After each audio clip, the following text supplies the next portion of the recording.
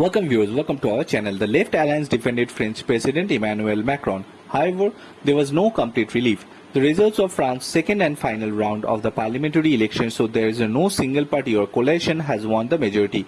In terms of number or seats, there is a three-party parliament. The Left Alliance is number one, the far-right National Right, which won the surprising 31% of the vote in the first round, moved to the third place, and the Ensemble coalition led by Macron's endless Renaissance party is in second place. Gabriel Attal, the leader of Macron's moderate coalition, announced his resignation as Prime Minister as soon the results were announced. However, he said he will serve the Prime Minister of the caretaker government until the new Prime Minister is elected. The French voted to elect 577 number of the lower house in the parliament. The National Rally was in the first place in the first phase of the elections last June 30th. With more than 33% votes, they campaigned in the stance of anti-immigration policy. A coalition with left-wing parties scored for 28% of the vote.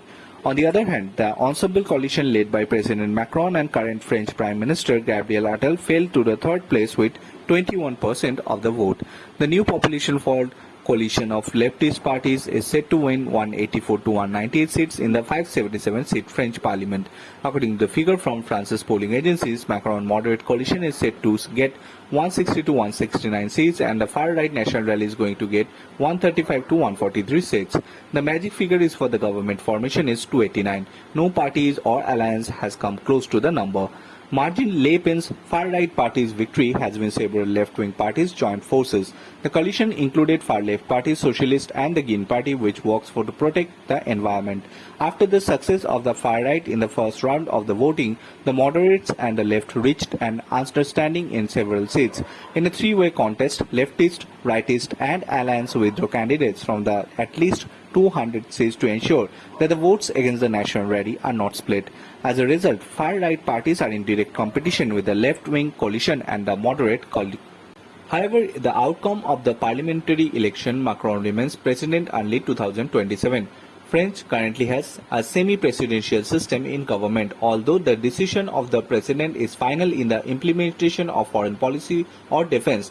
The Prime Minister plays an important role in the determining in the internal policy, which is the far right in the majority in the parliament.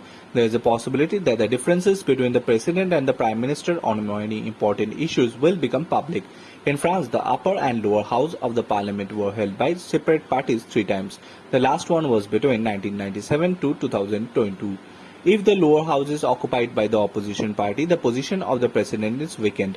The lower house takes the final decision on any legislation.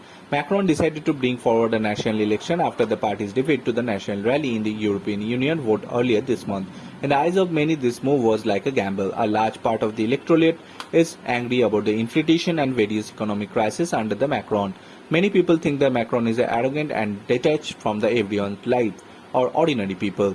Some say he runs the country like a CEO of a company but fails to build an alliance with the shareholders, left-right and socialist parties and also opposed to many Macron's decisions. However, many hope that Macron will be able to come to the conclusion with the left alliance. Bureau Report.